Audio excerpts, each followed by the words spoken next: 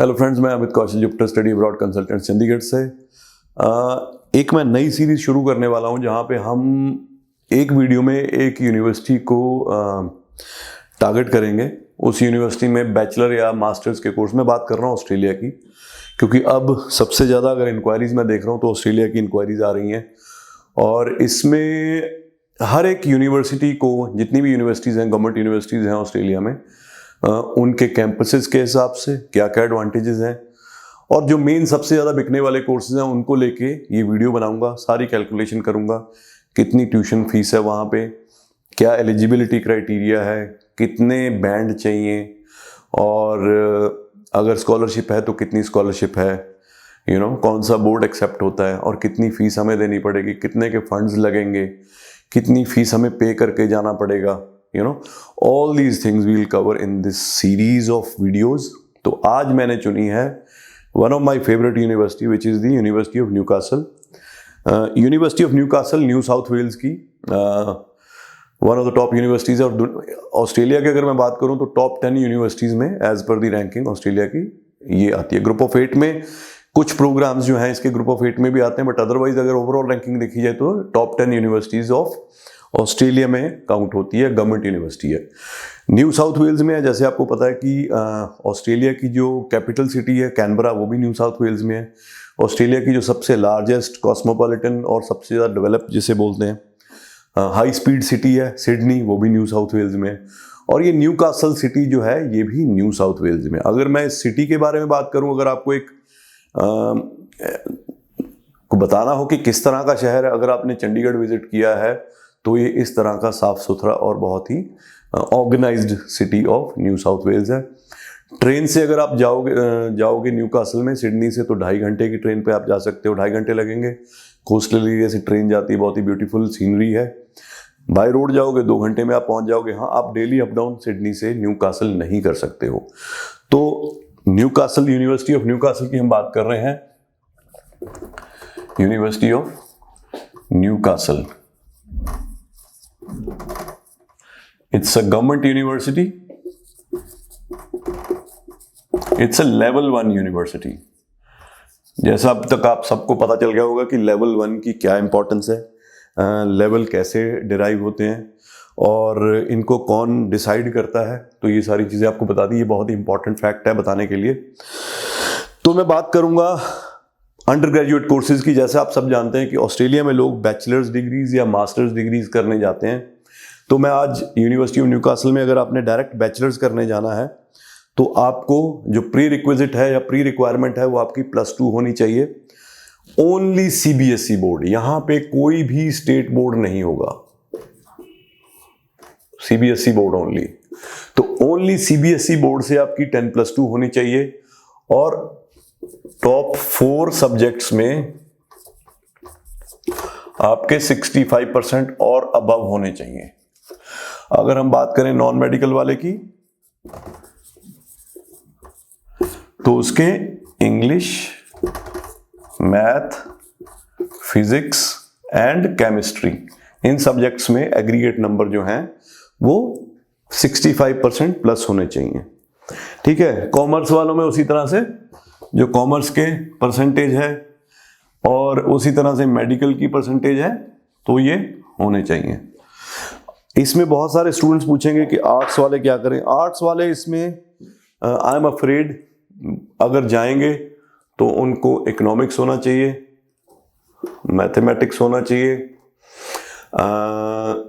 Political science और history. ये अगर 4 सब्जेक्ट हैं इकट्ठे तो आर्ट्स वाला बच्चा इसमें क्वालिफाई करेगा। अगर ये नहीं है तो आर्ट्स वाला बच्चा प्लीज़ इस यूनिवर्सिटी के लिए ना देखे। बहुत सारी क्वेरीज आ रही हैं, 3 सब्जेक्ट हैं, 4 सब्जेक्ट हैं हमारे, ये वो। तो मैं इस वीडियो में वो सारी चीज़ें क्लैरिफाई करने वाला हूँ कि कौन जा सकता है। देखिए, बहुत सारे लोग, आपको एक चीज़ मैं आपको पहले बता दूँ, Australia is not as simple as Canada. Visa लेने में नहीं, वीज़ा लेने में कनाडा से सिंपल है, पर प्रोसेस में सबसे ज़्यादा बड़ा चैलेंज इसमें आता है कि आपका जो कंसल्टेंट है, आपका जो एजेंट है, is he qualified to process your file for Australia. क्योंकि कनाडा में तो क्या होता है, ऑफर अप्लाई की, ऑफर आ गई, फीस जमा कराई, जीएसटी जमा कराई और फाइल लगा दी। इसमें ऐसा नहीं है। इसमें ऑफर आएगी, उसके बाद फाइनेंशियल एंड जीटीई होगा। जीटीई इंटरव्यू की तैयारी करनी पड़ती है बहुत सारे केसेस में। फिर फाइनेंशियल यूनिवर्सिटी को भेजने पड़ते हैं, उनकी टू एंड फ्रो कम्युनिकेशन होती है। अगर आपका कंसल्टेंट ये सारी चीज़ों में एडिक्वेट है तभी उससे फाइल लगाइए। तो मैंने एकेडमिक रिक्वायरमेंट बता दी है कि उसके 65% प्लस चाहिए, ओनली सीबीएसई बोर्ड। और जो आइल्स की रिक्वायरमेंट है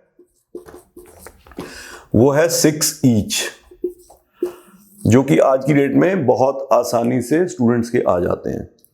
सो I will not recommend students to go with एलिकोज एट दिस लेवल। पहले हुआ करता था कि एलिकोज देके चले जाते थे, बट अभी मैं रेकमेंड नहीं करूंगा। ठीक है जी। तो अब हम देखते हैं कि मेजरली 3 तरह के बच्चे आते हैं हमारे पास। आएगा +2 कॉमर्स, +2 नॉन मेडिकल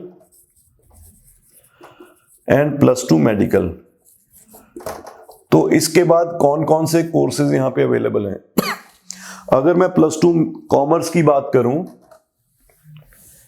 तो +2 कॉमर्स वाले के पास क्या क्या ऑप्शंस हैं? Let me just have a look.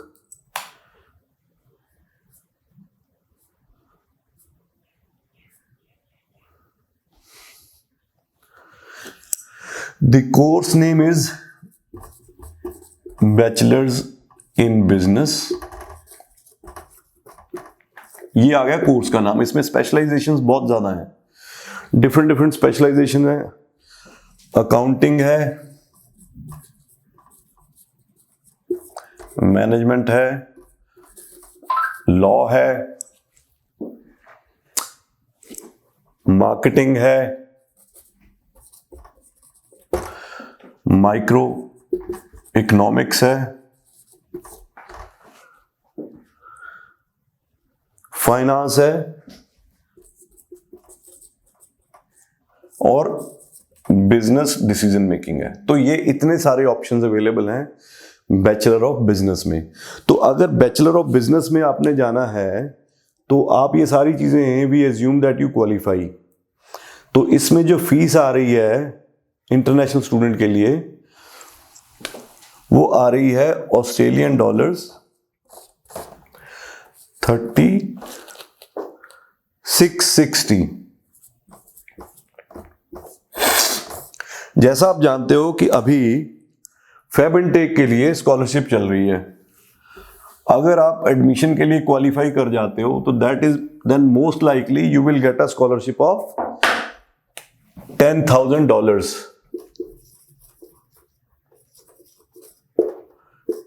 $10,000 per annum. It is not for first year, it will be per annum. तो हम इसमें से अगर $10,000 माइनस कर देते हैं तो इफेक्टिव फीस आती है $20,660। 3 साल इतनी ही रहेगी। पार्डन मी, मेरा गला थोड़ा खराब है, but don't worry, I am Covid negative हूँ। मैंने कोविड का टेस्ट कराया था, so it is just a normal viral. So I am absolutely responsible for this thing कि तो मैंने ये कोविड अपना टेस्ट किया हुआ है। ठीक है जी। तो ये 20,660। आप देखोगे बहुत सारे छोटे छोटे कॉलेजेस हैं ऑस्ट्रेलिया में, वो बैचलर डिग्री इतने अमाउंट में दे रहे हैं, बट यहां पे आपको टॉप की government university bachelor degree effectively इस प्राइस पे दे रही है। अब इसमें कितनी फीस पे करके जानी है आपने? 1 सेमेस्टर। तो वो कितनी हुई? 10,330 इनटू जो आज का एक्सक्यूज मी 10,330 इंटू 55, तो ये बनते हैं 5,68,150। 568,150 INR। तो आपने 6 महीने की जो फीस दी है देके जानी है, आपने इतनी देके जानी है। इसके बाद आपने क्या पे करना है? आपने पे करना है OHSC। OHSC 3 साल के कोर्स के लिए अप्रोक्सीमेटली 2,000। तो 2,000 इंटू मल्टीप्लाई करो 55 से, 1,10,000 ये हो गया, यानी कि 3 साल का आपका मेडिकल कवर हो गया। तो नेट फीस आपने कितनी पे करनी है? 876 6,78,150 इंडियन रुपीज INR, जबकि आप 6 महीने की फीस है और 3 साल का OSSC हो गया, 6,78,150, सिर्फ इतने पैसे देने हैं। इसके अलावा एम्बेसी फीस कितनी है? 32,000। अगर आप विद इन 2 वीक्स लगा लोगे तो वो 32,000 आपका जब वहां जाओगे वीजा लगने के बाद रीइंबर्स हो जाएगा। चलो हम इसको ऐड कर लेते हैं, ठीक है। तो देखते हैं कितना बना।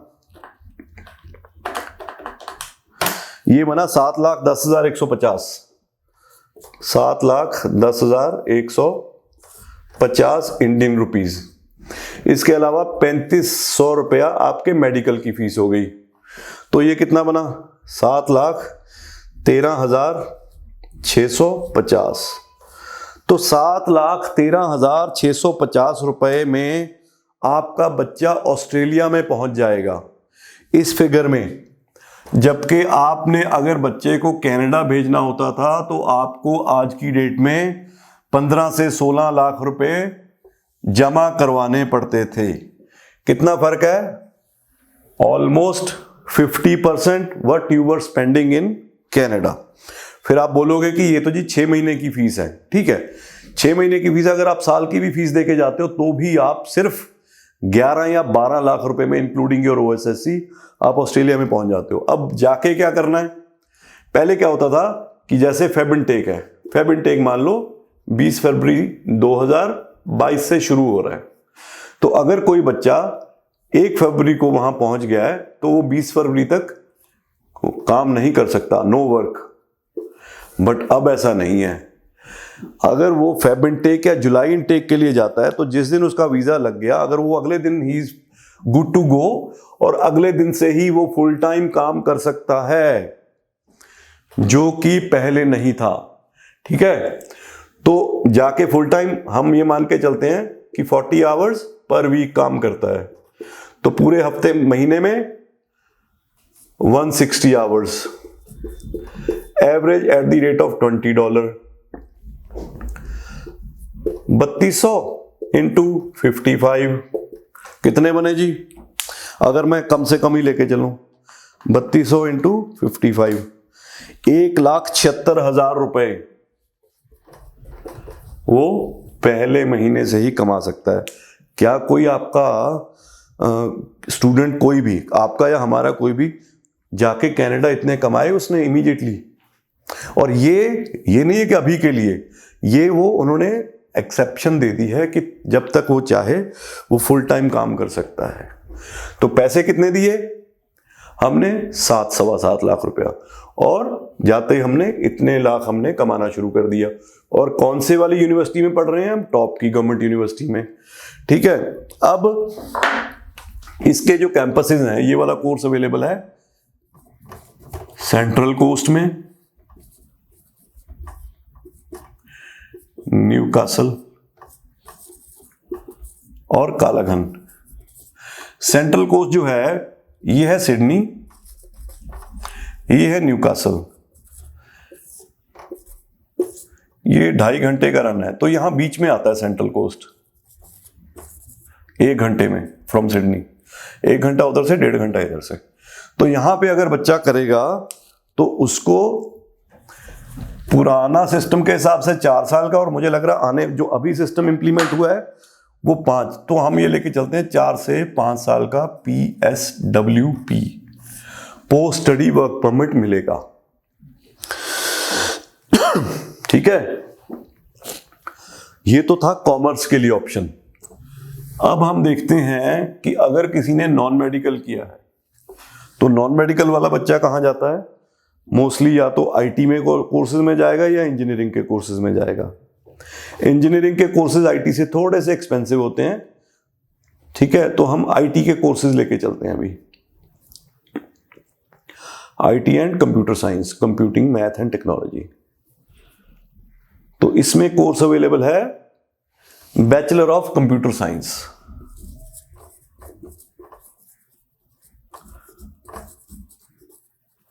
+2 आपके बच्चे ने नॉन मेडिकल में की है तो बैचलर ऑफ कंप्यूटर साइंस में जा सकता है।